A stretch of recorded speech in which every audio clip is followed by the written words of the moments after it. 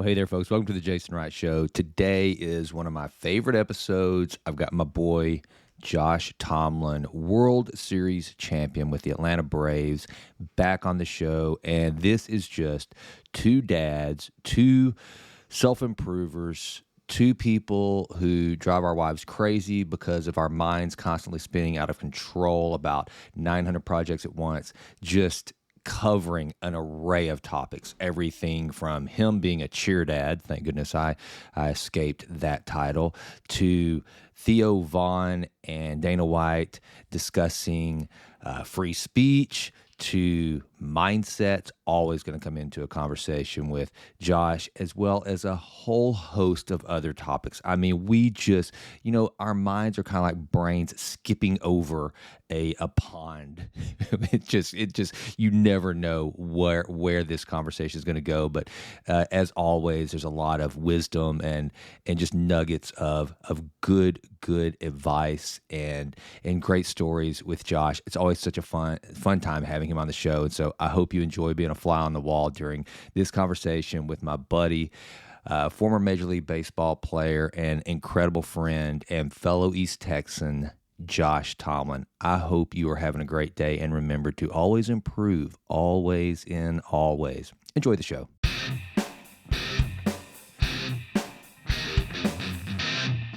Tomlin, what's up, dude? What's up, Mr. Jason? So here we are. I mean, so all morning, just so that people know that I basically have wasted an entire hour of Josh's morning. No, you haven't. This is the very first episode that we were recording in a very rough, not yet complete studio. So, Tomlin, I'm glad to have you as my first buddy. I'm glad to be the first. Yeah, they say you never forget your first. That's right. They do say that. Yeah. And you don't. No. You really don't. You don't. Yeah. So I appreciate you being here. So what have you been up to? I mean, look, okay, so let me just kind of bust your balls a little bit and kind of and kind of bring the audience back up to speed. There was supposed to be a podcast that was mine and your podcast. And, yes. And yet you've been too busy. You're see, that's not true. That's not true. I haven't been too busy for me. I've just been sitting. So now I'm trying to build out a studio. Go, man, whatever it takes. Hey, listen, that could all still be in the works, right? But I've kind of dropped the ball on that. Being quite honest with you, I get really tied up into like trying to do this baseball thing right now, this baseball academy, and all my time has been kind of spent towards that and giving lessons and trying to understand what I want to do since retirement. And plus, you've gotten big time. The Jason Wright Show is kind of taken off, and you get all these new guests, all these cool guests. Like, I get it, dude. Life happens.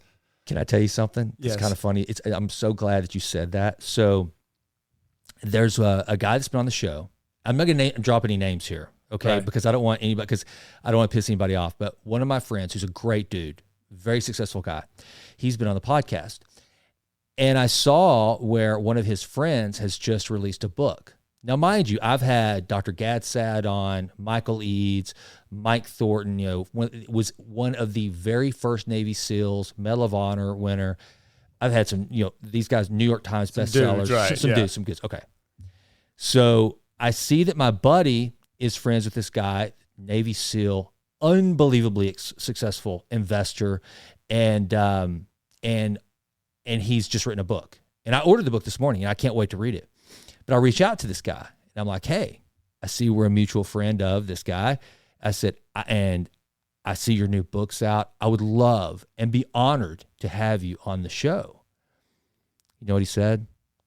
He's very kind, but in not so many words. He said, you know what? Right now I get more requests than I have time for, and so I limit it to people with really big audiences, and it just doesn't look like you're quite there yet. So no. Yet. So I was like, oh man, just the rejection. But here's the deal. You know what made me feel good about that?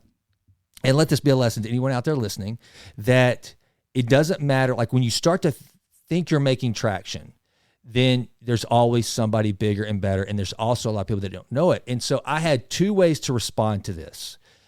To either one, do what my initial response was, to just go sit in the fetal position and cry, thinking, God, I just freaking suck, or respond back to the guy very honorably and say, and I did, I said, understood, but I did order your book this morning. Can't wait to read it. Keep doing good, because this guy is an absolute stud, and he'll be on the show one day. We'll get him. And then I replied back. I said, hey, but by the way, I happen to know Jay Yao, who is James Altucher's producer. And, Altucher has one of the biggest podcast audiences in the country, in the world. He's an OG of the podcast. So I said, I would love to connect you. So any way I can help you. And after you've made the rounds with the big guys, please give your publicist my number. I would love to have you on. But, See, that to me should mean more. That to me would mean more in an aspect of where this guy's kind of came from and the resume that he's already built. That would mean more to me in the long run.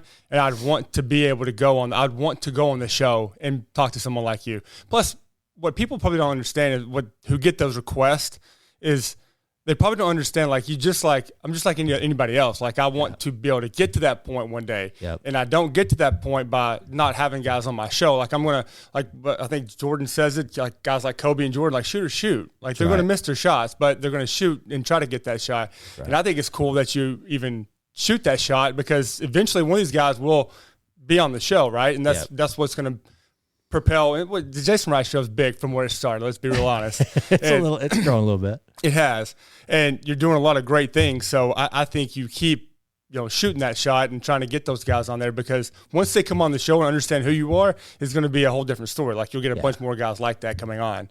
I think so. Do you know Alex Hormozi? Do you ever look at any of his stuff? I've heard of the name. No. Okay. All right. So I posted a video, and I think I actually ran it as just a monologue show, and basically entitled it, First You Got to Admit You Suck. And I admitted on the show, I suck. And here's what he was saying. And I don't suck completely. I suck at some things.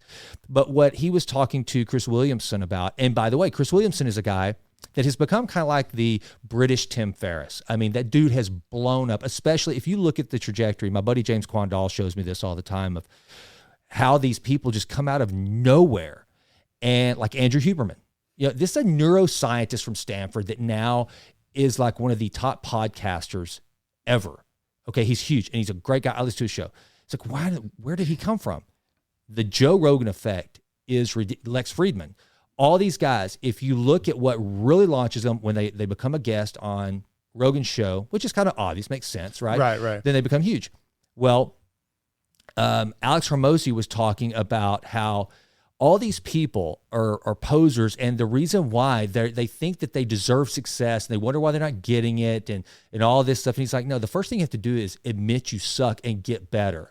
And I put in this little monologue, and I posted to my YouTube channel that, I have faced the fact that the market does not owe me anything. That guy that I reached out to, he doesn't owe me an interview. That's right. What the hell have I done for him? Who is Jason Wright? No. And also, and this is one of the things too that I'm so respectful of, is that whenever you ask somebody to come on the show, it's like, time is the single most valuable non-renewable resource that any of us have, right?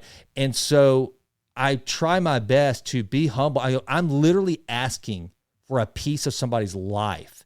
And to me, it's like I got two choices in that situation. And I appreciate what you said, because that's the way I looked at it. It's like, I can either get pissed, or I can go back to the plate and say, all right, brother, I'm not there yet. You're right, but I'm going to get there.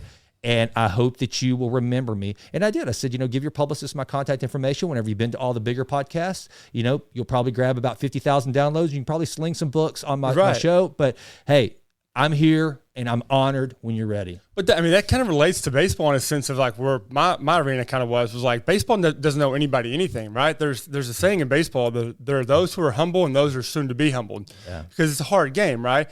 And every single year there's 19-year-olds, 20-year-olds, 18-year-olds, 17-year-olds getting drafted that are younger than you, that are better than you. So baseball doesn't owe you Jack Diddley, right? And they never will. Like, the best of the best are the reason they're the best is because kind of what you said earlier is like, these people come out of nowhere. Well, I'm not really sure they come out of nowhere. It's just that they're able to say, I suck right now, or I'm not there yet. And they go, okay, I'm going to keep, staying the course, doing what I'm doing until the point where I'm not that way anymore. Yeah. I am getting the big podcasters. I am getting the big audiences. I am getting, I am throwing in front of 50,000 people instead of 4,000 in Myrtle Beach, wherever. Right. I think that's where I think is what's really cool about what you're doing, is because I've done the exact same thing of like coming from absolutely nothing at a White House high school to, not being the best player on that team, not being the best player on my college team, not being the best player on my minor leagues team. But you keep staying the course, you keep working, you keep grinding. You never look too far in the future. You never, dwell on the past. You just kind of stay in the present as much as you can and say, okay, this is the guy I want. I'm going to shoot my shot. Yeah. This is what I want. I'm going to go work out this morning. I'm going to go do what I have to do. I'm going to try to, craft my skill today. I'm going to try to be 1% better. Yeah. And then that kind of progresses over time where it's like, oh, well, crap, look how big Jason Wright's show is now. Well, where did he come from? Well, if you look at the past 5 years, the past 10 years of however long it takes, this is why the body of work tells you why he is where he is. That's the consistency of it. Yeah. And I think that bodes well in anything we do in life is if you can stay consistent doing anything, you're probably going to get results out of it. Yeah, I hope so. And, what you said is one of the things that Darren McMahons that I told you about, I interviewed yesterday, former Major League Baseball player, now mental coach, I guess. What's the mental strength coach is what he is, which is so cool because I told somebody that I interviewed him this morning on a walk, and he's like, what is that? But you had told me that in professional sports, like the meditation rooms and mindfulness and the breathing techniques it's become so big. Oh, the cold tanks, like me watching all this cold thing kind of take off now is like, I was doing that before, who said it? Like I was country before country was cool, right, whatever that is. But cold Barbara places, Mandrell, baby. Yeah, like that kind of like you are from White House, right? But like we were having to do that back, in low A, high A, 2006, 7, 8, like those that time period, like doing it because of what it taught us to breathe through, what it taught us to accept, like how to slow your heart rate down, how to do these things, and a recovery method too. Like we're playing every single day. So like all that stuff is like, it's really cool to see the mental side of not just in sports in general, but like watching it come into baseball because it wasn't really talked about a lot on the mental side of it. They were trying to do it more for recovery, but understanding that like, Brandon Geyer, if you had on the show, he was real big on it, like how he talked about breathing. And then we got a lady in named Cecilia Clark, who was with the military, came in as a mental strength and conditioning coach, mental skills coach is what we called her.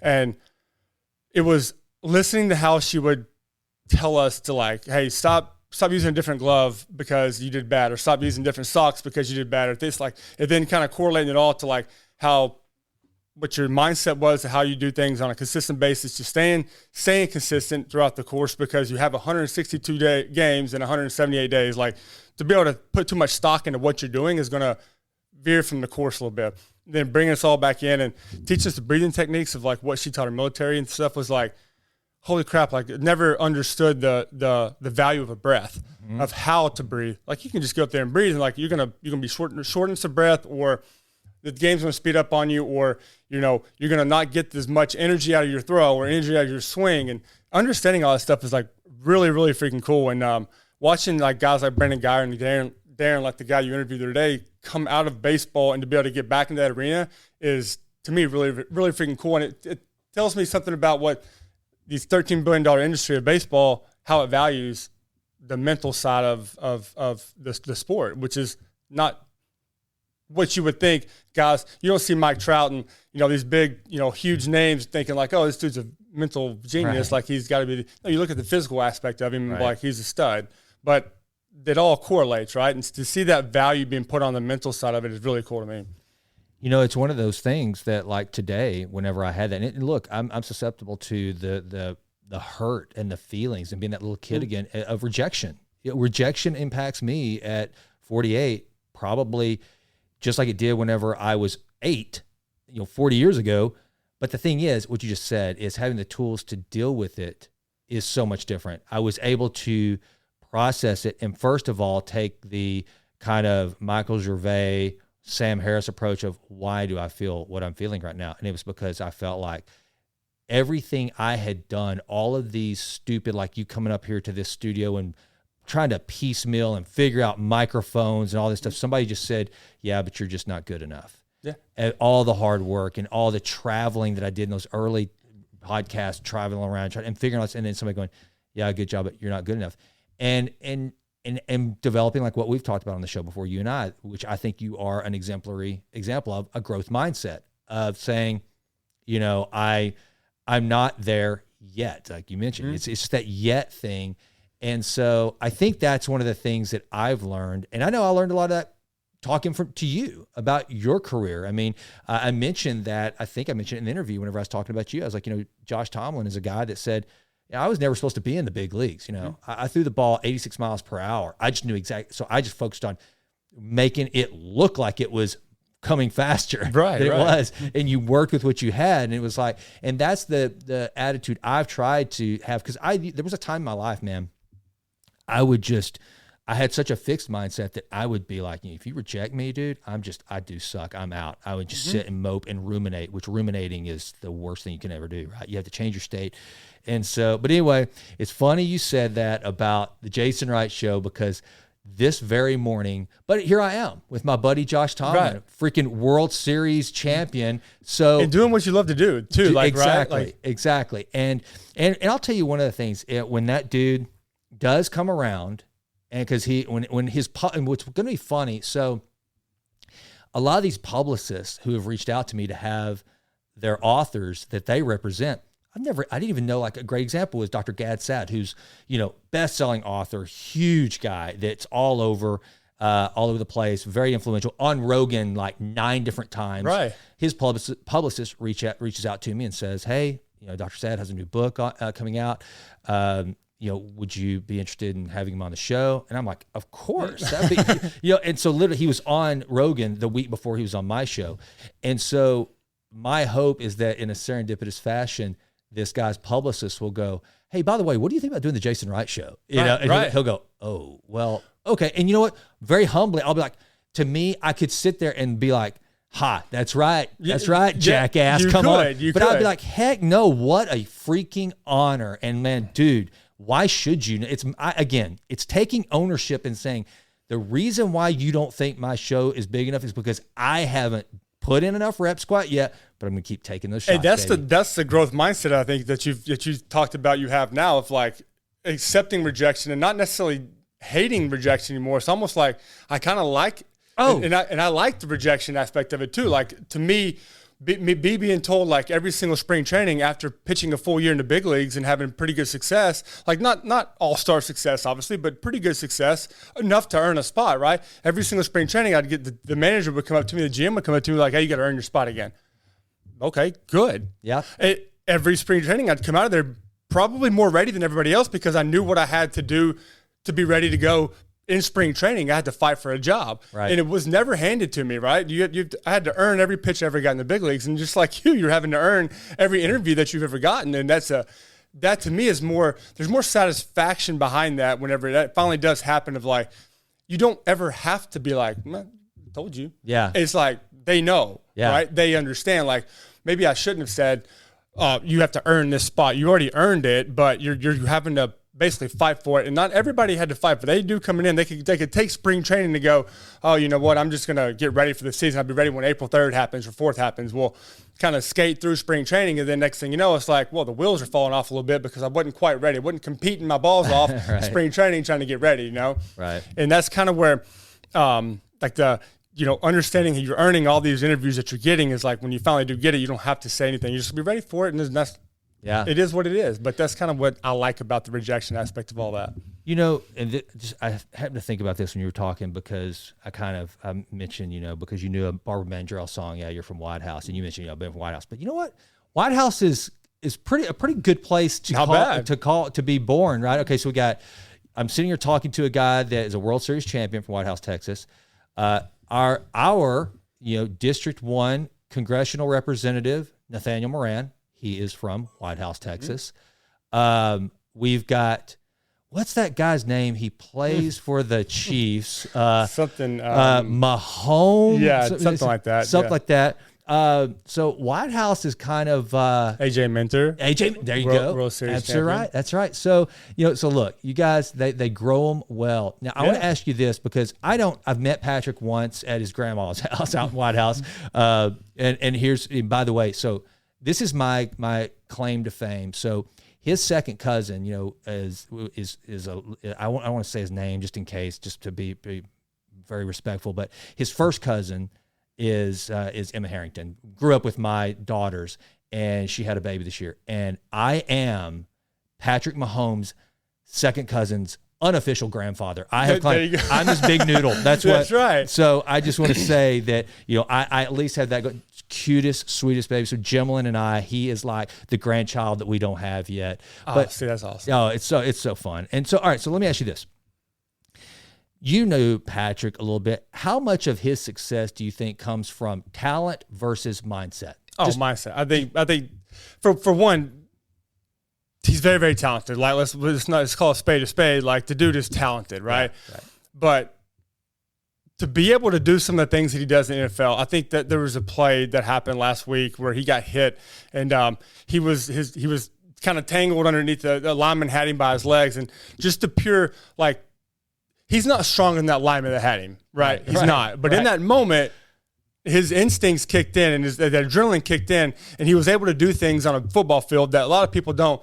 They would probably just say, I'm going down right here. I'm just going to go down and take my sack and whatever. But the fight that he has, like the mindset of like, I'm not ever going to just give up on a play. Right. Like that doesn't just happen for everybody. There's some studs out there that are very, very good at playing the quarterback in the NFL or being a pitcher on a baseball team or, the goalkeeper for soccer teams. Like there's a bunch of really good athletes out there that can say, I'm beaten. I'm just going to lay down. I'm done. Right. Like they scored a goal, whatever. Like, no, there's a fight there that is not, I'm not necessarily thinking that it was taught to him, that he just had in him, that he kind of developed and was, and made better throughout the course of his career so far, right? And he's got a very young career. He's got a long career ahead of him, obviously. But I think that's one of the things that he probably focuses on more so than anything else is like he knows what makes him good. He knows the intricacies of like how he runs out to the side and throws the ball underhand and things like that. Like he knows that that's what makes him good,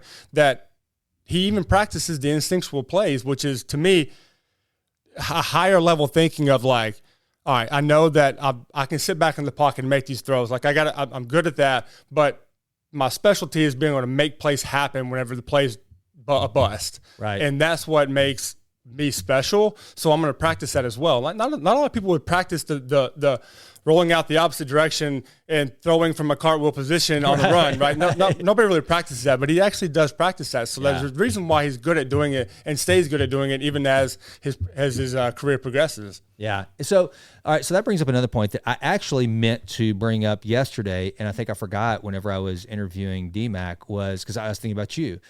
He was talking about how he had always been a switch hitter, and then he was injured and had to go to the right-hand side of the plate, which completely changed his whole game strategy. He had to start hitting pitches, as you can imagine, the right side of the plate that he had never. So, and pitchers knew that, as you would. You look at you look at it and go, "Oh, this dude's no longer able to go on the left side of the plate." Well, guess what? Sliders away are coming at this. That's dude right. All he didn't day long. know what balls looked like going away from him anymore. Right. And so he had to really focus on being a right-hand hitter. I remember you telling me whenever they decided to say to you, "Hey, you're a pitcher now, full time, all the time," which you'd never been. Right. So how important is, and you're talking about Mahomes, this is what makes me think about this. Here's my train of thought. He's acrobatic. He does things that are, he is able, part of his arsenal is his agility. So he can focus on some crazy things because he's said in his mind, probably with the help of Bobby Stroop saying, "Hey dude, here's how I'm going to help keep you healthy, but you can go ahead and do things others can't, and that's your strength." Okay. And so he really works to his strength. You didn't have the speed on your ball, so you focused on ball placement. People out there right now that they look at their toolkit of personal attributes, it's in the business world, and they're an incredible speaker, but they just don't have the ability to do financial analysis. So they're just killing themselves trying to figure out how to whip a spreadsheet and do analysis, to really get good at the stuff that they're not good at. If you're coaching one of your athletes, because I know that's what you do, you coach a lot of young athletes now, is your message to them, hey, focus on what you're good at and get exceptional at that thing? Or is it to, no, you're good at that, so let's go figure out your deficiencies and work on those? Which is more important? I think finding out what you're good at and you sharpen that tool. Okay. You sharpen that tool. To me, so I think especially I'm starting to learn this arena a lot more with young athletes. They move the most purest way possible. Yeah. That is the most natural way of their movement they have. I don't want to screw that up. The more I tell them to move a certain way is going to hinder their ability to move the correct way, because your body moves in the most efficient way possible at 9 years old when you're throwing a baseball. It does. There's science behind it. It does. When you tell a kid to go run and catch a ball and throw as hard as they can, you take slow-mo video of that. How they get in that position and move is probably the most purest way, natural way that they can throw a baseball. And if I can find that sweet spot of what they are very good at in that captured moment of that slow-mo video of them throwing, then I can go, all right, we're going to train in that movement, because that's the purest movement possible. Now, if I start trying to get them to rotate in a certain way at a certain time, then their sequencing of throwing is going to mess up. Now we get their arm slot, their release points in a different manner. So now they're scattering balls everywhere. So now I go, okay, this athlete does this. He rotates exceptionally well. His arm's in a very good spot. He might not be the prototypical elbow above the shoulder guy throwing from a high three-quarter or a high arm slot like every parent wants. Like, I don't want my kid throwing his arm, it's going to hurt his arm. But if he moves in that manner better, then we're going to train in that manner. We're going to train in that space, because that's where he rotates good from. And most guys, so for me watching this arena, when you see guys that have been taught, see kids that have been taught to throw the ball from up here, what they're truly doing is pushing the ball forward as opposed to letting the arm lay back and let it roll. But if you see them running from outfield and doing the most fun thing they possibly can on a baseball field, pick a ball up and try to throw a runner out at home from right field, they have layback on their arm, which is safe, right? But parents and other, coaches out there think that the layback on the arm is not very good. Well, that's not true. It's just not true. And finding that moment of when they lay back and how they lay back and how their body is sequencing, because they're very, very instinctual, because they're not thinking of anything they've ever been taught. They're going, I got to throw this guy at home. They get it and throw it. And it's the most pure aspect that they can. So I find that and I go, that's what they do extremely well. I'm going to train in that space. And kids get better so much quicker when they do that, because now they're not overthinking anything. They start throwing strikes more, which is crazy to think, but it's the truth. I'm helping this little team coach right now, and we were throwing. We had like five pitches. It was 3 kids at a time, 5 pitches. We were going a fastball, changeup, breaking ball, alternating. They were kind of erratic, so I was like, you know what? We're going to stop doing that. We're going to be athletes. We're going to stand on the rubber like we're pitching from the stretch position. We're going to lift our leg up, and we're going to step, and we're going to crow hop and throw to the target. So try to throw as hard as you can. Try to break my target. Every last one of them started just pounding the zone. And they were like, well, but I'm closer. No, it's not that you're closer. It's that you're moving without thinking. You're having fun with it again. So now you're just moving more pure. You're seeing a target. You're not thinking, okay, I gotta do this. I gotta put my arm on that. You're not thinking anymore. You're just moving naturally and moving clean and just trying to take the very best of yourself and go, I'm just gonna try to throw as hard as I can that direction. I see the target, but now I have to take my eyes off the target because I have to shuffle and try to get a lot behind the ball. And they actually move. Your brain saw the target. It knows where it wants to go. Your body's going to put yourself in the best possible position to throw it there. We just have to tell it to do it in a very, very late manner, so it makes your body move very, very instinctually, very, very late, and very, very whippy. So it's interesting you say that. I read a book called Natural Born Heroes. It's a really good book, and it's a combination of a book about muscle fiber and natural health and how we should treat our bodies and how we should train our bodies. And the examples are made through this secret mission during World War II on the island of Crete, where this ragtag group of mercenaries were put together basically to go and take out this German general. Okay. And it was the first time outside of Casino Royale where I found out the genesis of parkour, the kind of moving and jumping over buildings and all that weird crap that happens at the very opening scene of Casino Royale with James Bond. That was a French method of warfare, how to move and had to bend your legs. And the whole concept of that was to let your body go the way it wants to. And I was reading in that book, and it said, if you're stretching and it hurts, stop doing that. Stretch in the way that feels good to your body. Don't fight your body. And it sounds like that's kind of what you're saying. And I think that's a great metaphor for if you are not good at a thing, then maybe you shouldn't focus on that thing. Instead, focusing or maybe on, you shouldn't be doing it. Yeah, there you go. Right. Don't do it at all. Not doing it. And that's what's crazy about it, right? Is like we want our kids, like, and I fall victim of it as well. I have 3 kids, like, I think this is the best way possible. Yeah. Well, just because I think it's the best way possible, or I think that you should be doing, my daughters are they do competitive cheerleading. So like, if I'm going, hey, I think you should do this on your back tuck, I'm like, well, that don't feel good to me. Well, you need to do this how you do it. Like, I've done that before. I fell victim to that before. Yeah. So, and now it's just like, hey, let's just try and let's get you on a little mini trampoline or a little bit spring everything and just jump on the couches, jump onto something, just do it naturally, see what happens. Yeah. Like they get better at it. They get far better at it quicker. And that's what's crazy about it. Like the Natural Born Heroes is cool because that's where your body is just moving straight through instinctual mode because you've never been taught anything. Yeah. Right. And I think that's where I've never spent a lot of time on stretching. And I'll be quite honest with you. I've been harped on by multiple condition trainers. Bobby Shrimp, if you're listening, you're probably one of them. But I wasn't very good at stretching. I was always very, very tight. I was bound very, very tight. God made me that way, so it's his fault. But I never liked stretching, so I just didn't do it. Yeah. Like I would get very, very stable in those areas in my end ranges. I'm very, very stable in those end ranges, but I wasn't like I couldn't touch my toes. I probably can't touch my toes right now, but like I didn't focus on that. I focused on okay, I can get to a certain point. Now I got to be stable in that point. I got to be able to land in that spot and not absorb any of the force that I'm about to give up. Right. So if I can do that, if I can land in the end range that I'm in, for me, my left leg, like from a pitching standpoint, okay, I can't touch my toes, so I'm not going to be hinging as well as some other guys might be able to do, but I can block the same way and I can still generate the same force off that front leg. I just can't do it in a manner I don't look the same way they do it. I can still do it the same way and generate the same force, but I just can't look as pretty as they do. That's okay. I'm okay with that.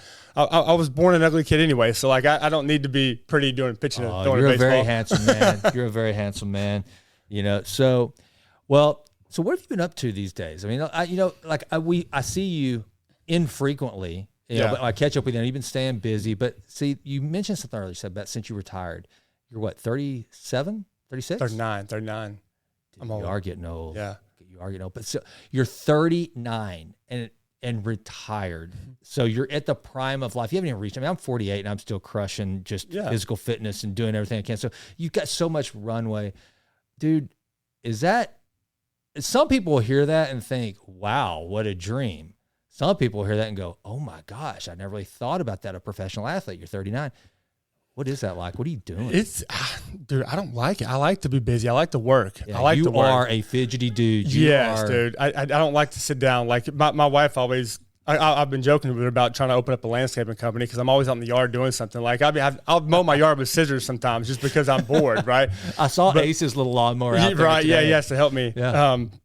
But yeah, it's and I'll even mention on the show, I'm not scared to say this. I text you today of like, do I need to get my shit together? Like, because I fall into this trap of like I get so like one-sided on or one-track mind on a certain thing, like this facility that I want to build, that I want to start to help kids, right? Like this has been a passion of mine for a while now.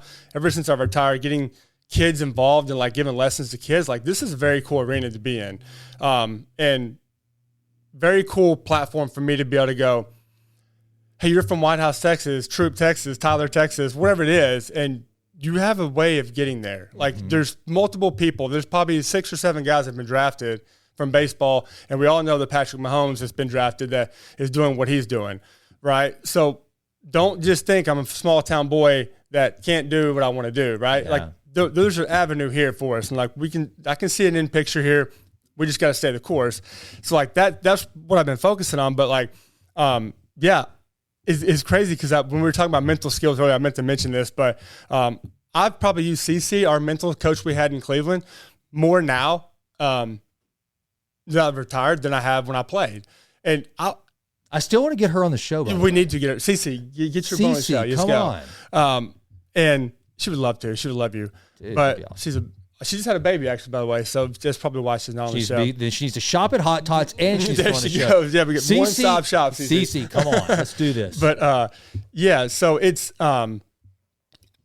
So I've kind of neglected my physical health. Like, don't get me wrong, I ride the Peloton, I go on walks, and I go in the gym probably 3 times a week, and I still lift weights, but I don't have a set schedule anymore, which is very hard for me. I'm very structured. I don't seem very structured, but I am. Like, I like to have a time. I like to have – someone's always told me what to do on a daily basis, like Bobby Stroup, for instance, trained with him for 17 years. And I would be at a gym at 5 o'clock in the morning, 7 o'clock in the morning, a set time, and he would say, hey, here's what we're doing today. Do it. Okay, cool. Baseball players are that way. Like, you tell them to do something, they'll do it, whatever it is. But there's no time limit or anything like that. So, like, me having to get up and, like, go write my own program and, this is what I want to focus on today. Like, I get so tracked on that, then I'm like, oh, my kids can do this. Like, my athletes can do this. And I'll start on that. Mm-hmm. So I've been kind of sidetracked a little bit, which is – I kind of like it because now I'm having to hone it all back in, like try to gather it all and try to get it all finally tuned again, which is kind of fun to me because I've always had it kind of dialed in for a long time. And then having this structure, which, by the way, I've also been trying to come back to play. And then I had that knee surgery, obviously. So, like, that kind of derailed a little bit of things too. So now I'm having to write like a retirement speech, which I'm not going to send it in yet because I threw it today to some kids, and I really liked it. So I'm not going to turn it in just yet. But so then kind of trying to channel all that energy that I have of, like, do I give it one more shot? Do I want my son – my son's 4 years old now, so he's starting to understand it. Yeah. He sees Dad on YouTube now, and he's like, Dad, when are you going to do that again? I'm like, oh, crap. So, like, now it's like, do I give it one more shot, like give it this whole year of rehabbing and training again, try to do it again? Or do I just kind of say, you know what, I'd just rather spend time with you and the girls and Carly and just kind of, make him – because, like, I've said this before, my girls and my son and my wife have followed my dreams for their entire life. So it's time for me to either make their dreams come true or help them accommodate their dreams, or give it one more shot just so my son can actually see me do it. And so that he kind of has that, because he's been asking me about it. So, like, he just wants to be at baseball stadium all the time. And then do that, or do I say, you know what, I'm just going to go try to accommodate their dreams and be done with it. It's kind of a double-edged sword for me right now, but that's why I asked Jason Wright to kind of hone it all back in for me. But he's got this big Jason Wright show that he's too busy for now. So yeah, no. Well, we I think you are, and I want to hear some more about this. I think we can have some fun with this. So I'm glad. I've heard all about you cheer dads. I think you talk about making some dreams come true. I mean, be honest, Carly's not going to listen to this show. The girls aren't going to listen to this show. So let me just ask you, how miserable is a freaking cheer competition? Because every dad I've ever talked to, it's just a freaking beating. Let me just tell you something right now. Okay. You go for a weekend to watch your daughters cheer for 2.5 minutes. and it's pretty far away. Yes. You guys just went, like, somewhere really far. Like, Carly went to Oklahoma. We have a flight to Orlando in April. Oh, my gosh. For 2.5 minutes. And don't get me wrong, they worked their tails off. They worked their absolute tails off to do this. So it's very, very rewarding to watch them win and get bids to go to Worlds and do this stuff. But, like, I told my daughters this today, I said, listen, I cannot wait for Ace. I took Ace to Target and got him a toy store to get him a robot that he wanted. Or not robot, it was a dinosaur that had his lights come out of it. He saw an ad on YouTube Kids, and I was like, all right, cool. So we went there and got it because we went to a cheer competition in Dallas that he was, like, miserable at the whole time. Yeah. And the girls were like, Dad, why don't you give me something? I'm like, well, what are you talking about? Why didn't I get you something? I got it because he was good at y'all's cheer thing and was a good little brother. And I said, I cannot wait for him to start baseball, and we have to travel, and you'll have to go watch him play baseball, because those are not 2.5 minutes. Those are 2.5 hours. Yeah. And then he got to sit at the baseball stadium again and wait to the next game. There might be 3 games in a day, and y'all got to sit there all day long in the sun. I said, I can't wait for it. And they're like, Dad, we're not going. And I'm like, so now you understand whenever me and Ace don't go, that's why. Because it's miserable for him. Yeah. And not that I don't enjoy watching them. Trust me, I enjoy watching everything that they do. It's a great 2.5 minutes. It is. But the whole rest of the time is just like, it is. Let me tell you something. Competitive cheer is an absolute madhouse. Oh, yeah, I've heard. It's a madhouse. They are killing it in this arena, killing it. I'm talking about huge arenas that they are just completely packed out. It's it's wild to watch. I didn't realize it was that big of a thing, but it is a huge, huge thing. Yeah, no, I hear the stories from cheer dads, and like, so my crowns in heaven that are awaiting me were earned during track meets and volleyball tournaments. And so the track meets, let's start there. First of all, a track meet never runs on time. If it's supposed to wrap up at like 5 p.m, you're going to be there till 9:30 that night. And we're in East Texas. So I'm talking about, going to places like Marshall, Texas, right. Mount Pleasant, or places like this. And the best part for me, so Abby and Rylan are 1 grade apart. Rylan did high jump, first event. Abby, her big event, 300-meter hurdles, second to last event. So I would be there the entire time. But that paled in comparison to, and Abby, my youngest daughter, knows I adore her, I love her, and I will walk over hot coals, crawl through broken glass for either one of my girls to get to them. And I proved it because she was JV volleyball, Rylan was varsity, Abby quit before she made varsity, and we would have these tournaments in like Eustis, Texas. And so you're indoor in Eustis. We would have to drive to Athens to get something to eat, which was like a Subway. And it would be all day long. And it's like, man, so, for those of you who don't think that we dads put in our time. We put the time in. Yeah. That happened to me actually, like not this past competition. Yeah, tournament. I say tournament sometimes. They're like, Dad. And I'll say they're dance, and they're like, That's cheer. I'm like, okay. What? Sound like a paw. Yeah. Whatever y'all call it. Yeah. Whatever the kids are saying these days. But my daughters do hip-hop. They say cheer, but it's dance, hip-hop dance, which is all part of the same organization they're in. And they did it. That was at 8:30 in the morning. Their next competition, which was just my oldest daughter, was competing that tournament or that competition. And the next event was at 6:30 that night. So you get to leave. Don't get me wrong, but you have to go back to the hotel, or you have to go back to this, or you can't even go too far away because they have to be there at a certain time to get ready, prepare for to go over their routine, to go over there to warm up for their things, for their event, or for their 2.5 minutes. And so now I have the kids, me and my wife are going to get food for them, going back to the hotel because, I'll be damned if the competition's at 8:30 and the one's at 10:30 where you actually leave at 12 or 10:30, 10:32 and a half. You can leave and go home, 2 hours away. You got to wait till 5:30 to get a hotel because you don't want to drive back because there's competition in the morning. So it's like I did that whole thing there 2-3 weekends ago, and I was just like, okay, this is just, I have to breathe through this, relax through this, woo-saw a little bit, from Bad Boys. But then I was like, you know what? They love it. They've walked through, the coals and the broken glass for me, going to all these different stadiums and watching me play. So it is what it is. I'll weather the storm for as long as I can. Just though to throw it out there, I think I would take getting the hook up to Major League Baseball games over cheer competitions. Yeah, I kind of thought the same thing. And maybe once they get older, they might understand that. Yeah, exactly. Going to L.A. and staying in Ritz-Carlton is not as bad as going to the Sheraton. And they gutted it out. They're going to have to tell your grandchildren one day, you have no idea what it was like being the child of a professional baseball player. We suffered. That's right. Now, I hope they're not that way, but they could be. Maggie Williams is their coach, right? Is Maggie there? Is their cheer coach? Yep. So Maggie's awesome. I've known her dad for years and years and years. And so just wanted to get that little plug in there because Maggie is a cool girl, and what she has built with her cheer coaching. Yes, her and her husband are very, very opposite people, by the way. I love them to death. They're awesome coaches. Maggie's very stern, like very... Yes. There isn't no bullshit to her, right? Yeah. And Steven kind of can toe that line. He's a lawyer, right? He's a defense lawyer.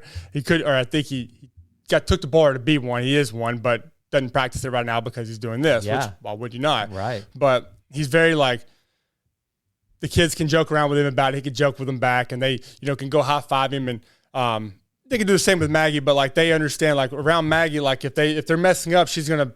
Yeah, and they're like this, right? But it's very, very cool to watch them coach together, and I think what they're doing over there is very, very cool. It's very, very fun to watch my daughters get better and be kind of structured into a sporting event that, and yes, I will call it a sport now because I watch it happen. So I'll call it a sport. I didn't used to call it a sport, but I will now, just because my daughter's in it.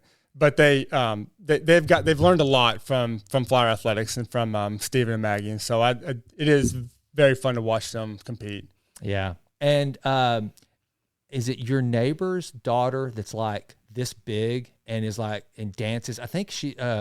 There's one of the girls that Jimlin's always showing me videos of your girls and this one other girl, and I don't maybe it's not her. Oh no, it's she's a real little bitty girl. She's tiny, but she is amazing, unbelievable. They call her something. I think her mom's name's Rachel, maybe, or I feel bad that I don't know. Darby girl.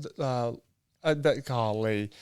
Yeah, I know what you're talking about. But they call her something. I don't know her name. I can't keep up with all the names nowadays.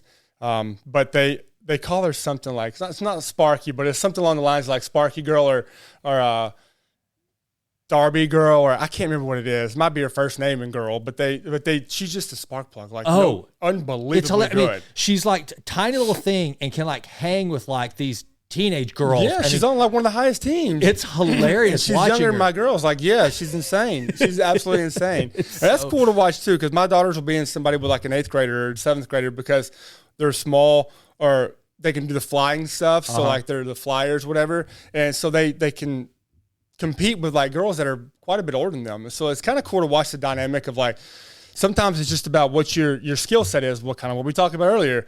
Kind of going back to that arena, like my youngest daughter is very, very small, very, very like can fly up in the air and do really cool things in the air. So like she does that. She's on a team that is specifically needs that in her. Right. So like that's what she does. My other daughter is very, very strong, very, very like, got a very good, got a base to her, right? So she holds girls up. So she's on a little team a little bit bigger than her because she's very good at what she does. She can hold up and tumble really well. So like they're on different teams, but they are on the same hip hop team, but they're on different teams because of one does one thing, one does the other. Mm-hmm. And they're really good at that particular thing. So they're on separate teams because that's what the team needs. So they're starting to understand that like, it's not all about me. It's about what I can do to benefit my entire team. And if I can do, I preach this to them all the time. There's a rule in my house. The only rule I have in my house is we can't say, I can't. I can't. Like we can't do that. And so whenever they say that kind of thing, like that, they are starting to understand that now on a team of like, instead of me saying I can't fly, Dad's like, oh, I'm better at this. So they start rewording their sentences like why they're used a certain way because of the team they're on. And it's kind of cool to kind of see that happen. They're all about being good to help the team get the highest score possible, which my oldest daughter, and I'll say this for Maggie and Steve on the show, is they got the highest score this last competition they're at. They got like a 94 or 93.5 or 0.9. So there's those numbers, those decimal points matter apparently. But they got the highest score in Flyer athletic history since they've been around. So like that was really cool to watch that happen and my daughter to be a part of it. So they're doing really cool things and starting to understand the team atmosphere, which is a lot bigger than just one individual accolade. Yeah, and I think that's the cool thing about, youth sports. I don't care what you're doing. The good life lessons are learned I agree. In athletics. I think that is really cool. You mentioned Peloton. Did you see where there will be no more Pelotons in the UFC training facilities? Why not? So Dana White was on Theo Vaughn's podcast. What a duo right there. Those two characters. Can you imagine? I cannot imagine. I would be a Can't you just hear like I didn't watch the whole episode, but I bet Theo was like, man, if I had to fight somebody, Dana, would it be all right if I just went and bit him in the knee? I mean, that's what I'd do. Wow. What a great human being. Like fun to watch. Oh, so the first time I ever saw him was his stand-up act he did where he was talking about being a white kid in a black neighborhood. Have you ever seen it? No. So when he became a podcaster and became Theo Vaughn, I'm like, why is Theo Vaughn? Who is this guy? Why is he such a big thing? And it was so that's like, holy cow, that's the guy I had seen in a viral video doing stand-up at the Comedy Cellar somewhere. It is the funniest, and it's so cool because back whenever you could like talk about black and white and be funny about it, and dude, he literally talks about how, man, he goes, He goes, man, you said, I hear all about that white privilege. And he said, I want to get me some of that. And he said, because I ain't. And he said, I grew up, man, and everybody was poor. We didn't have any of that privilege. And he's just his whole naive thing. And did you know that Theo Von grew up in like a uber religious family? Did you know this? That. No. Oh, this is awesome. Go look. He like grew up in this very, very strict fundamentalist Christian family. And if I'm not mistaken, you know the Gaithers, the gospel singers? Yeah. They had like a little traveling group, and I think Theo sang in this group. It's like, oh, that's isn't hilarious. That crazy? That's crazy. I'm pretty sure. I think I've got this right in because he showed a video. It was on, he was on somebody else's show, and it was so hilarious. But so here's what happened.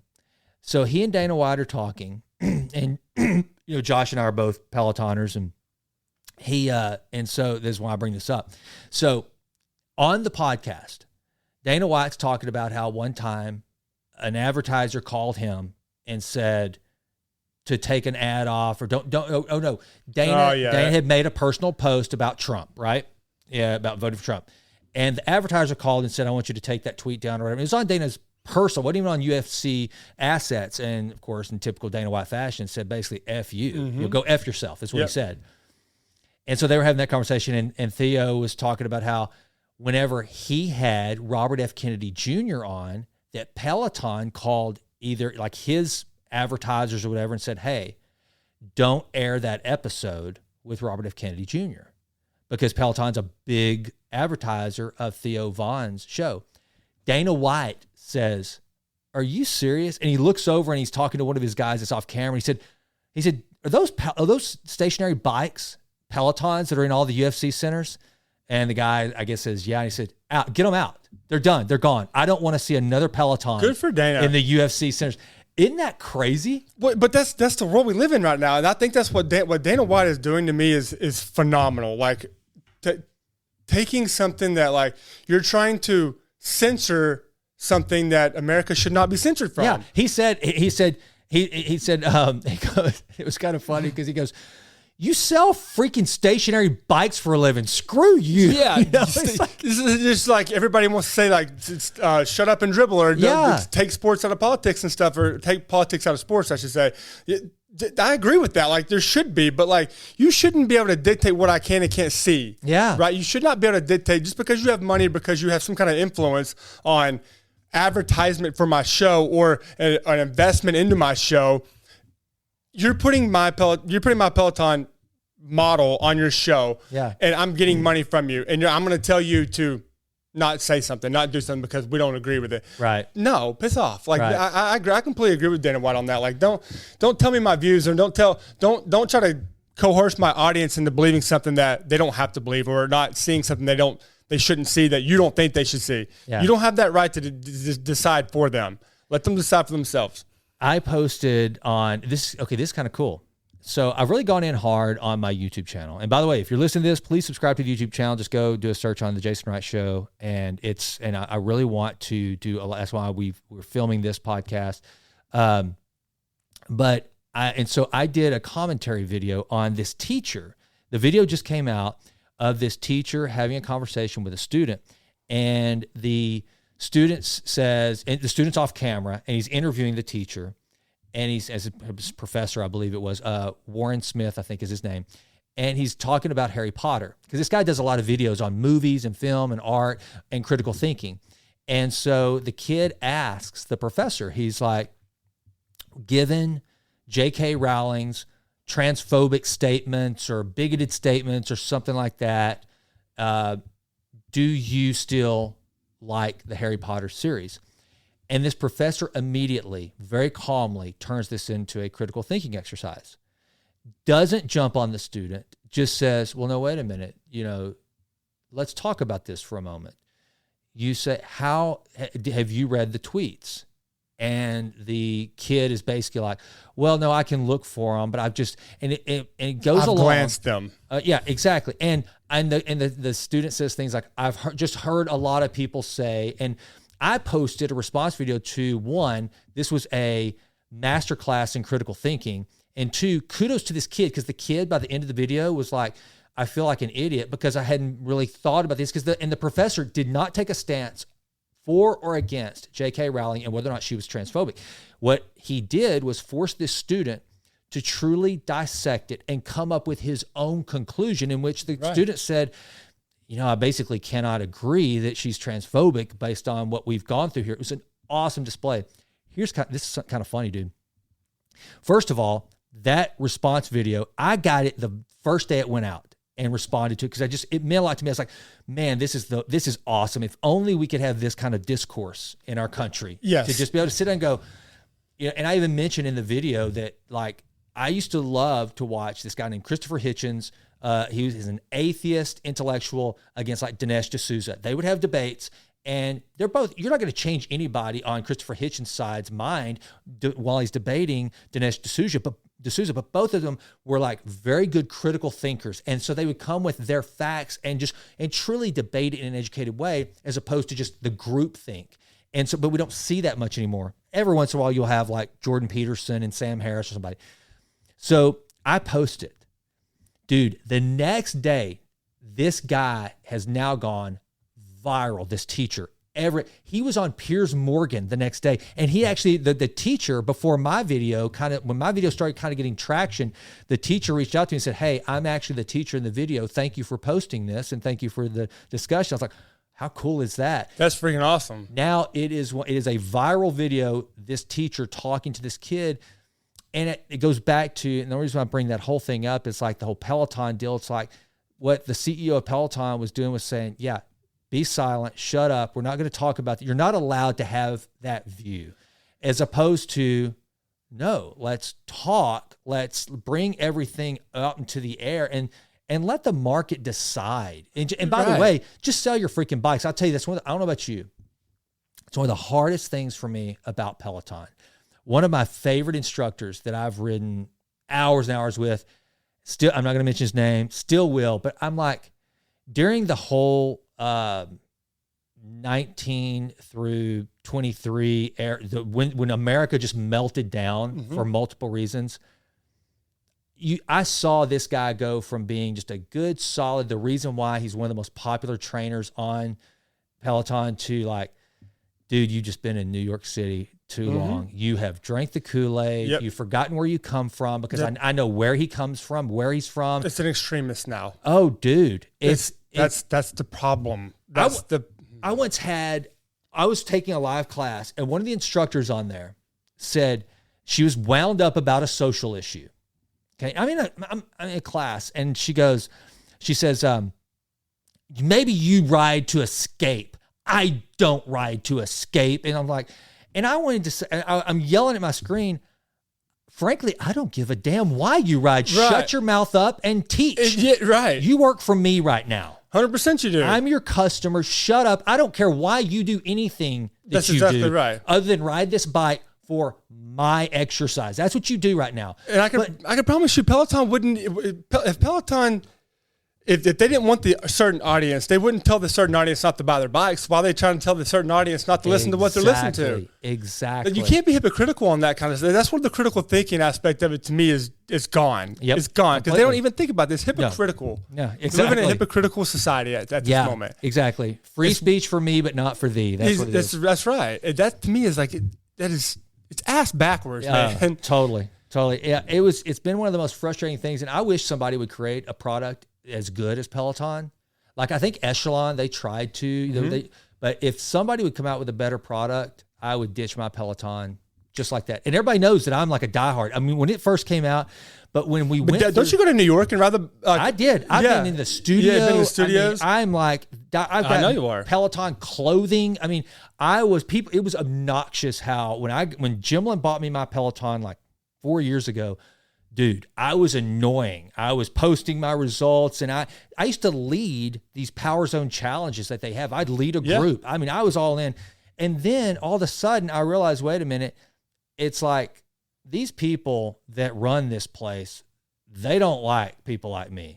They'll take my money. They'll take your money, yeah. But I better shut up. And, and it's like shouting out certain, call names for special groups, privileged groups within the Peloton world. I'm like, And just watching people just play the game, and it's like, just be real. You know, Jordan said it best. Whenever he was playing and he wouldn't get political, and I think someone asked why he didn't stand up more for, you know, whatever, and he said because Republicans wear sneakers too.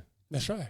He said Republicans wear sneakers too, and he's like, you know, and that's, if people would just understand, we're all in this together. Democrats, Republicans, red, blue. We all wear shoes. We all wear jeans. That's right. We all do. That's right. And we're all entitled to believe what we want to believe. That's why we're America. That's why we live in America. If you if you wanted to have somebody tell you what to do, go somewhere else. Yeah.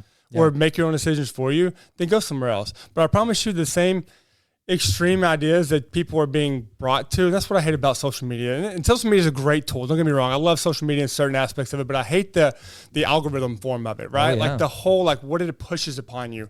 Because it's, to be quite honest with you, it's extreme values on both ends. Yep. It's never in between. It's never the critical thinking aspect of it, of like, let's make kids decide for themselves what they want to be, like what they want to do. Like, it's not push something on them, but it's not like, let's not, you know, propaganda them to a certain side of one side or the other. Let's just let them be who they want to be, and then accept it.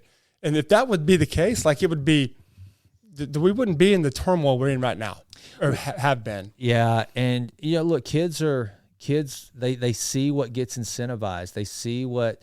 It's because of a button that says like or dislike. Like or dislike. It's that little dopamine hit, and they know how to go get those likes, and even if it means being something that they absolutely are not. And it's sad, dude. And then, of course, I don't know. It just seems to it gets more and more trying every day. I think the pendulum is swinging a little bit. It's funny whenever you find yourself, someone like me who's definitely more conservative, agreeing with Bill Maher more often. I know that's something that everybody says these days, but the reason why is because, for the most part, Bill Maher is a critical thinker. Having said that, Patrick Bet-David was just on his show not too long ago, or I guess it was this past week, and he was asking what he thinks of Gavin Newsom. And Gavin Newsom is, I mean, my gosh, that dude leaves just a dumpster fire everywhere he goes, from San Francisco to the entire state of California. And Bill Maher says he loves him, and he's a winner, and he thinks he could win to be president. And I'm like, look, I just don't understand this way of thinking. It's like, there's got to be a better Democrat than Gavin Newsom out there to run for office. But then again, you look at us. We've got, right now, it's going to be Biden versus Trump again. And isn't that crazy? Out of 330 million people, those are your two choices, America. What the hell has happened? What the hell has happened is money has happened. Yeah. Money has happened. Yeah, you're right. The power has happened. Yeah. That's what happens. Like there is no like we the people for the people, any of that stuff anymore. Yeah. It's who has the most money, who has the most power. Yeah. Let's go in front of the office. Whenever people were telling Oprah Winfrey and The Rock to go, are we serious? Yeah. Are we really serious? I mean, we have some very, very smart, very, very critical thinking people in this world that could become the president of the United States. Right. This is our choices are shame on the people. I'm glad you said that. You know who else needs to hear that? All right. So I hear people talking all the time about term limits. And when I hear it theoretically, because we have term limits for the president, but I'm talking about for Congress and the Senate. What? Why? Yeah. Why that? Not the Senate. Or not the Senate, but why not the politicians? Right. Well, here's my point. Or lobbyists for that. Yeah, right. What I don't like is when I hear that, I started throwing this back because I thought about that a lot. And I was like, well, wait a minute. You know what? Here's the problem. They do have term limits every 2 years, never 6 years. It's just people don't show up to fire them. And the reason why is because of what you just said. There's so much money determining these elections that it's almost a rigged system from the word go. But it blows my mind, the lack of engagement. But I think that we've had it so good for so long that when you've never had to fight for freedom, you don't realize how blessed you are to have it. And I think that's what's happened. America has become just so, by and large, bored. Enough money, not rich, not everybody's rich, but they've got enough money to not hurt too bad. Yeah. And so therefore they're just complacent. And I think what's happening right now with inflation is getting people woke up a little bit. And that's what's that saying is like, hard times create hard men, hard men create easier times, good times create weak men create hard times. Like the cycle. And we're in that weak men era right now. And that's frightening to say the least, especially whenever there's not very many weak men running other countries, right? Or weak people running other countries, not just weak men. It's just a figure of speech, but that's where it could become very, very bad for where we're at in our state of America. Is like for the border, for instance, like things like that. Like it's just we have to be at some point in time. We have to look out for the American citizens more so than like what the world thinks of us. Yeah, and at one point in time, it's not. We had that, right? Because that's why everybody wanted to be here. Yeah. And then we welcomed you with open arms. And then now it's like we're being taken advantage of. We're being taken advantage of. It's just the world knows they can take advantage of us now. Yeah. And that's scary. Yeah. I heard yesterday where they're going to be giving out debit cards to immigrants, and they're going to keep refilling them up to like $1,000 a month per family. And Kathy Holcomb, the governor, is going to start giving immigrants jobs in government to try to get them out of the shelters. And, I think to myself, it's for votes. It's for power again. And that's what's sad, because I think about that young American, whether they are first generation, second, third, fourth, I don't care. When I say that, I mean a naturalized American that's trying to fight their way up the ladder. And, neither one of us, neither you or I come from money. I mean, we didn't fall into this. Our kids have it better than we had it, and hopefully that will keep going. But, so somebody that's on that first rung of the ladder trying to climb up, and then all of a sudden they just kind of get kicked aside. And for a society, that's a terrible thing. And that's one of the things I posted again, a video about this the other day, talking about Jocko Willing, who always talks about how he would tell his troops that if we show up and we don't have the equipment we need, good. Right. If we show up and it's just a complete FUBAR disaster, good. Because one, if we're able to bitch about it, that means we're still alive. We still got a chance. That's right. Two, something's going wrong, good. That's a chance to learn. That's right. Struggle brings accomplishment. It brings knowledge. And that's what I think too, man, that this can all come back to. It's just like your girls with cheer. They're not going to hit every deal. They're not going to win every competition. It's just like Ace is going to learn in sports. It's not always going to go your way. I'm going to get rejected when I ask somebody to come on the podcast. This whole idea that not only this idea that we're never supposed to feel any form of discomfort, not just pain, just discomfort. You're not supposed to get your feelings hurt. Nothing. If not only is that damaging to a soul, but the fact is, and I don't want to wish pain on anyone or myself or anybody. I try to avoid pain as best I can, but I can tell you this, man, if you look back at the greatest moments of your life, and I say this to the audience, if you will look back through the course of your life and you were to say, what was one or two moments that stand out as the single greatest moments of your life where you felt the best, wherever, I can guarantee you there was probably struggle or hard work involved in that. It was not whenever someone just gave you a thing. Oh yeah, one time somebody came up and gave me a free trip to Europe. No. It was something you struggled and worked. And so why in the world more people don't talk about, hey, I don't want you to hurt, don't want you to struggle, but I want you to be prepared for it. And when it happens, kind of like Viktor Frankl, Man's Search for Meaning, logotherapy, what is the purpose for you in this moment of what's happening? Again, small, minor, tiny, little, insignificant deal. But today, I get rejected by a guy that I want to have on my podcast. So I sit there and I've got to ask myself, all right, what can I learn from this? What can I do from this? Dude, when you texted me, I was feeling rejection. You asked me, are we still going to do this today? I was like, I didn't want to, but I said, I know I need to get over there with Josh. I need to have this conversation. He'll make me feel better. It was crazy, but I knew something was wrong with you because you texted me at 6:30 in the morning. Didn't say like what time or anything like that. I was like, something's going on. Like, he's busy, so I'm just going to leave him alone. So then I was like, you know what? No, hell no. I'm going to text him again. I'm going to bug him a little bit. I'm glad I did but to kind of harp on a little bit of what you just said about feeling that pain, that rejection, that like and structure and discipline, like it's very, very hard to raise a kid in today's society, in my opinion. And I asked my mom and dad this question, like, was it like, can you imagine having to raise me? And she's like, Josh, what are you talking about? You would leave at the crack of ass every morning and not come home till dark on a bike in White House, Texas, and I would have no way of getting a hold of you. You have it easy.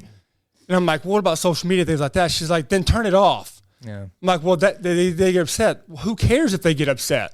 Do you know how many times you came home that we had to take you to the hospital the next day because your arm was broke, but you still rode? Yeah. You still rode your bike. You still came home. Like, the pain in my heart of not understanding, of not knowing if you're alive or not, if you were even coming home that day, like that's pain and struggle too. But when you came home, there was joy. Yeah. Like there's emotions are there for a reason. Like we should experience these emotions and be able to accept these emotions, right? We're not taught to do that anymore. We're taught to toe the line of what we think is accepted by society. We're not meant to bend the curve a little bit and break our arm or get our feelings hurt or hurt somebody else's feelings. No. Yes, we are. We should. The most successful people in the world have gotten their feelings hurt multiple times. And they can tell you right now, they will hurt the feelings of other people in multiple occasions because they have to. That's how you run a successful operation. You have to understand, people have to understand that like what comes with bad behavior or what comes with good behavior, what comes with doing things the wrong way. Like being fired or being not accepting into a job is not always because of your beliefs, right? It's because you weren't qualified for the freaking job. That's right. Or you just weren't flat ass good enough to pitch in the big leagues anymore or to play in the NFL anymore. You weren't good enough. It had nothing to do because you were transphobic or you were on the right trans, you were a trans advocate. It's not because of either one of those. Sometimes you have to accept the fact that I'm just not good enough. Right. Right. And then you go back to or you go back to good. Yeah. Let me go. We're not taught that anymore. We're not taught to come out of that. Yeah. We're not taught to overcome adversity. Bullshit. Like, why not? Why not overcome adversity? That's like the greatest success stories in the world. It's a cool success story of an immigrant coming over here the right way and getting a citizenship and becoming a wealthy business owner or business. That's a great story. That's what America was founded off of, right? Like, it was like, that's what America can do for people. Yeah.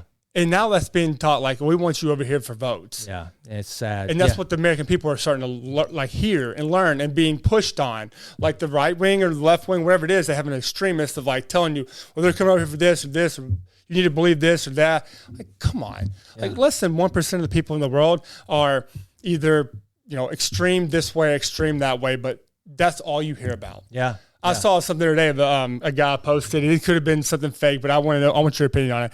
About this protest that was going on in front of the Capitol building. And there's two protesters out there, and it was blasted all over social media, and the guy was like, hold up, check this out, and pans back from the, 2 or 3 people that have these signs up and all this other stuff, and it's like 50 news outlets that are there. And like all on this 2 or 3 protesters, and like, there's something wrong here. There is. There's something wrong manipulation of the message. That's right. Dude, you should have seen the, and I don't want to go down this rabbit trail because we'll really make people mad. This is not a political show. We're just kind of talking about the world in general. But one of my buddies over in the UK sent the pictures from January 6th that were being reported around the world. And it looked like literally the Capitol was on fire. The lighting is like, and I was like, dude, due to one of the roles I play in life, I was getting real-time text messages during it, and literally 3 hours, it was over and done. It was terrible. It's awful. It happened. I hate it. So all the disclaimers, but this picture that was going around the world to grab headlines, to grab readers, and to stoke fear and get people's amygdala all jacked up was just this picture that made it look like the Capitol was literally under siege. And that's what I've learned is, and here's one of the biggest real life examples. So Jimlin and I are going to be in New York the next 2 weekends. Abby lives in New York, works in Manhattan. All right. There'll be something on the news about how terrible something's going on in New York. There's this big thing. And so of course, as a dad, what am I going to do? I'm going to call my daughter right away and say, hey, are you okay? What's going on? Abby will have no idea what's happened. No clue what's happened. She takes the subway. And now, by the way, this is not to say there's not problems. There are problems. They're real, and it scares me to death as a father, again, that she's in New York. but she has to take 4 trains a day to get into the city. She lives over in Jersey City, has to take 4 trains to get to her work in Midtown. And so she's on the subway every single day. And she said, of course, she's going to keep some stuff from me because she doesn't want me to get scared. Right. But she's like, is for the most part, she's very rare. She said, yes, people are sitting there, they're talking to themselves. They're talking to their shoes or something. She said, that's common.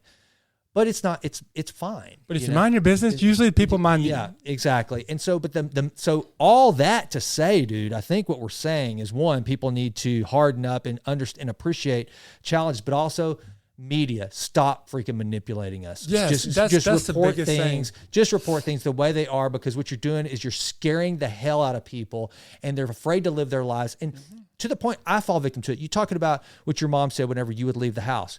Dude, I was over by Andy Woods day before yesterday. I saw these 2 little boys out on their scooters.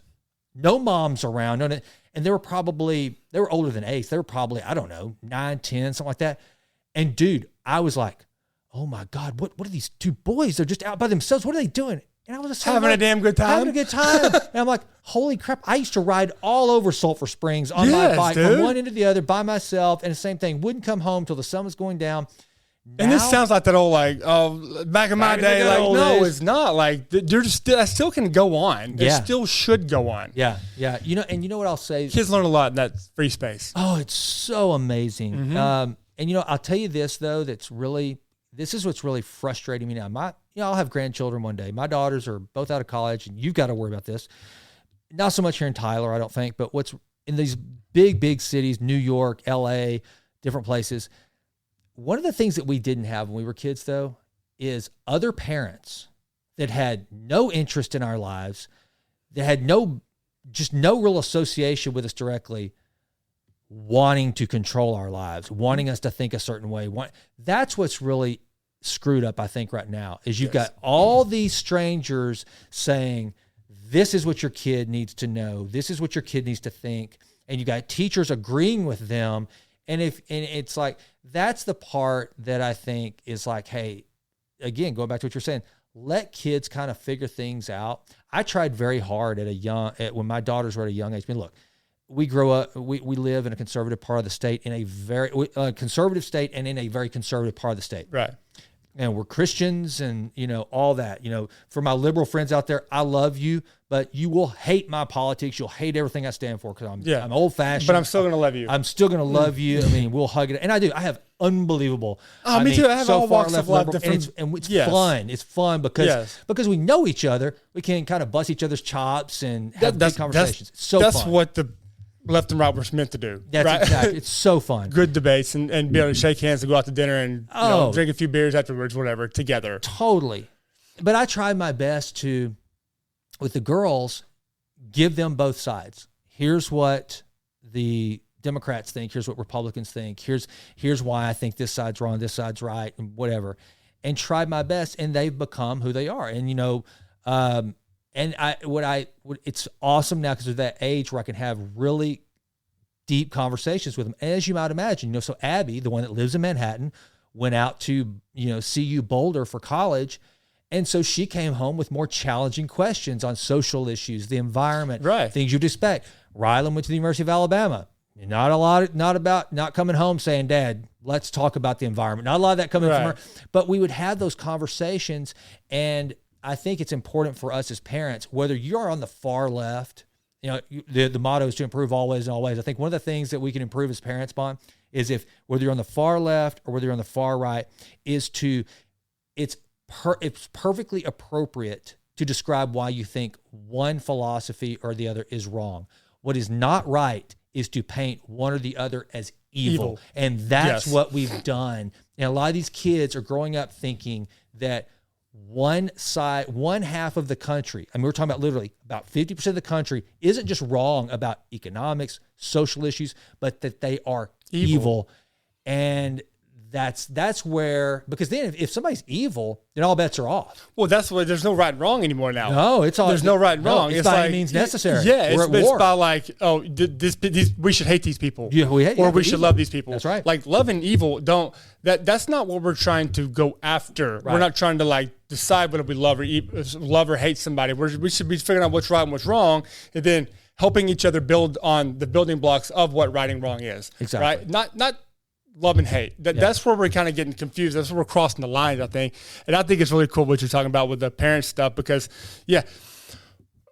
I would have parents, my friends' parents would beat the crap out of me if I said like a cuss word at their house or something like that, right? Exactly. And it wasn't because they thought it was evil, it was because there was discipline. Like they were going to respect the elder person of the house or the whatever.